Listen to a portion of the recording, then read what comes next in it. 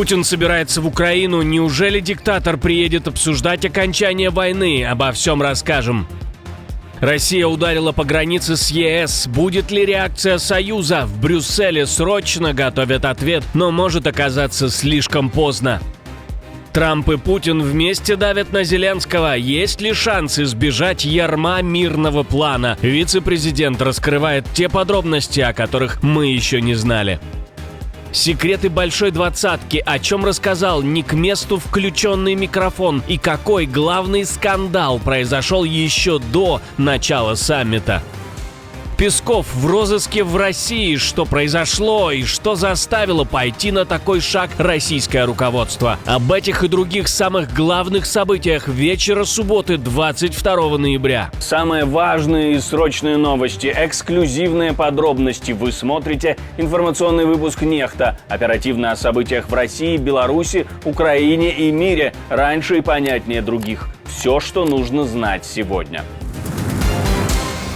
Россияне атаковали румынскую границу. Ночью российские дроны ударили по пункту пропуска Орловка, единственному украинскому паромному коридору в сторону Румынии. Удар пришелся по инфраструктуре комплекса, сообщили в Государственной таможенной службе. Пункт пропуска остановлен, паромы не ходят, движение заблокировано. Это означает, что Россия впервые целенаправленно вывела из строя объект, который фактически является воротами Украины в Европейский Союз.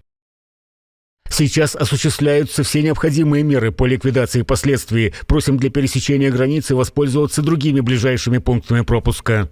Румынские истребители поднимались в воздух для мониторинга ситуации. Говорят, не было пересечения воздушного пространства страны. Масштабы повреждений уточняются, но уже ясно, это была не случайная атака, а демонстративный удар по критическому маршруту, через который шли грузы, гуманитарная помощь и альтернативные пути экспорта.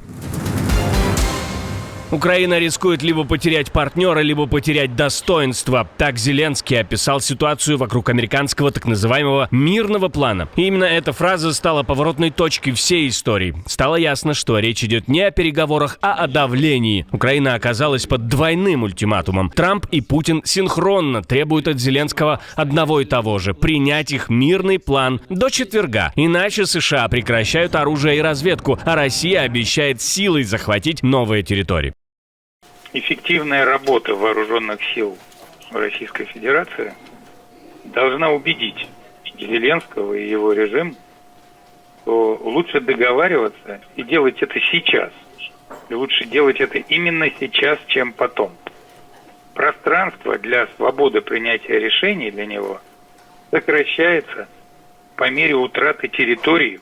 В Киеве план изучают, но реакция очевидна. Украина готовит свои корректировки и будет настаивать на альтернативных формулировках. Владимир Зеленский заявляет, что национальные интересы должны быть учтены, а изменения в Конституцию, если их потребуют, автоматически делают многие пункты непроходимыми. Ему придется, чтобы соглашение ему понравилось. А если не понравится, тогда, наверное, им просто стоит продолжать воевать. Но он предположил, что если он не примет этот план, то США якобы сократят поддержку Украине. Это правда? В какой-то момент ему придется принять что-то. Вы помните, прямо в овальном кабинете не так давно я сказал: у тебя нет карт. Не забывайте, я унаследовал эту войну, эта война бы никогда не началась. Я думаю, что он должен был заключить сделку год назад, 2 года назад, или сделку, по которой война бы не началась. Это была бы хорошая сделка. Так можно было сделать тоже, если бы у вас был правильный президент. Но у вас не было правильного президента.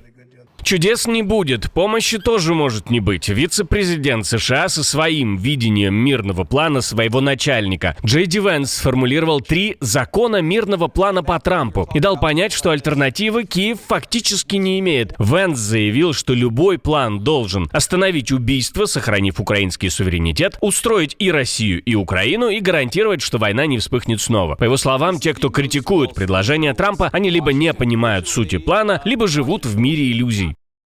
Существует иллюзия, что если мы просто предоставим больше денег, больше оружия или введем больше санкций, то победа будет близка. Мир не будет достигнут неудачными дипломатами или политиками, живущими в мире иллюзий.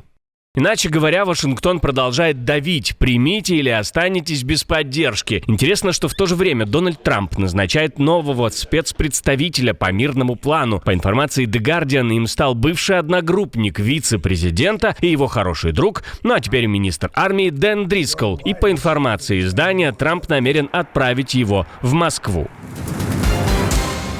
Большая двадцатка открыла саммит в ЮАР без США и с декларацией, написанной демонстративно в обход Вашингтона. В Белом доме это уже назвали позором. Лидеры двадцатки начали собираться в Йоханнесбурге в субботу. Малайзия, Египет и другие участники были встречены зампрезидента ЮАР, но главное происходило за кулисами. Делегации согласовали проект итоговой декларации без участия США, а это подтвердили 4 источника. Документ затрагивает один из самых токсичных для Вашингтона пунктов – климатическую повестку. Проект прямо упоминает изменение климата, несмотря на протесты администрации Дональда Трампа, которая отказывается признать научный консенсус о влиянии человеческой деятельности на глобальное потепление. Для начала нам действительно нужно бороться с глобальными дисбалансами, такими как чрезмерные профициты и дефициты, которые могут нарушать торговые потоки, разрывать цепочки поставок и душить рост. Для стран с дефицитом это означает необходимость действий по прекращению неустойчивых заимствований и приоритизацию инвестиций и структурных реформ, которые повышают рост. Для стран с профицитом это означает принятие мер по сокращению субсидий и других искажений торговли, а также шагов для повышения внутреннего потребления. По словам высокопоставленного американского чиновника, попытка согласовать текст без США – это shameful, то есть позор, и она подрывает единство G20. Таким образом, саммит, который еще не начался официально, уже стал демонстративной пощечиной Вашингтону. Но не обошлось и без курьезов. Во время выступления президента Южноафриканской Республики на закрытой сессии его прервал министр международных отношений и сотрудничества, чтобы сообщить невероятно срочную информацию, скорее всего, секретную. Микрофон выключить забыли, камеру выключить забыли, и все секреты полились наружу. Это означает, что из Африки всегда приходит что-то новое. Так что что-то новое действительно всегда исходит из Африки. И поэтому мы хотели бы... Хорошо. Мне сообщили, что камеры все еще включены. Они должны быть выключены. Я не знаю, почему так.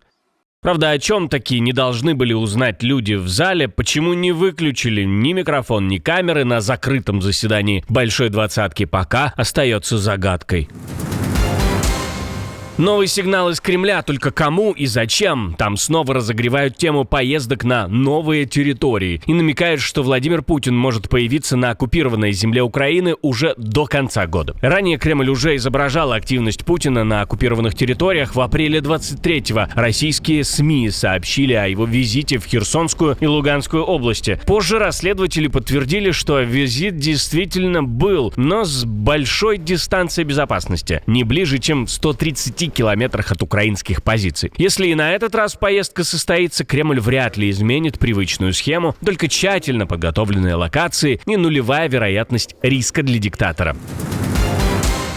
Операция уже началась, в ней задействованы армейские подразделения, территориальная оборона, силы спецопераций, полиция, служба охраны железных дорог и другие структуры. Основной упор на участки, где риск диверсии считается максимальным. Поводом стали события на линии номер 7 между Варшавой и Дорогуском. С 15 по 17 ноября там дважды сработали взрывные устройства, которые повредили железнодорожное полотно на направлении, что является ключевым коридором к украинской границе. Szanowni Państwo, dziś... Уважаемые дамы и господа, сегодня многие эксперты говорят, что мы живем во времена, которые нельзя назвать временем войны, но также нельзя назвать временем мира. В эпоху этих угроз, гибридных угроз, в эпоху того, какого воздействия на общественную ткань хочет добиться наш противник, мы должны объединять усилия всех государственных служб. И именно это мы делаем.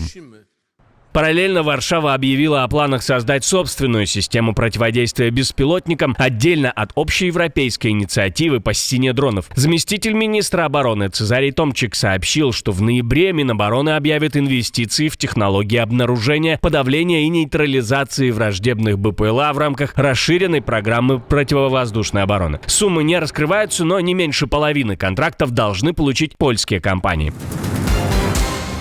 Песков официально в розыске в России. Скандал вокруг пародиста Александра Пескова, того самого двойника Пугачевой, разгорелся внезапно. Теперь его официально разыскивают судебные приставы из-за долга в 13 миллионов рублей. На фоне преследований артист резко обрушил цену на свои новогодние выступления почти в 12 раз, лишь бы закрыть часть требований кредиторов. По данным пропагандистского канала Мэш, когда-то Песков брал по 5 миллионов рублей за шоу и смог купить 2 просторные квартиры в Москве. Но затем все рухнуло, налоговая закрыла его фирму «Театр» под руководством Александра Пескова, а кредитор потребовал вернуть 13 миллионов, после чего дело дошло до ФССП. Теперь 63-летний артист работает по сниженной ставке 400 тысяч рублей всего за выступление и с урезанным райдером.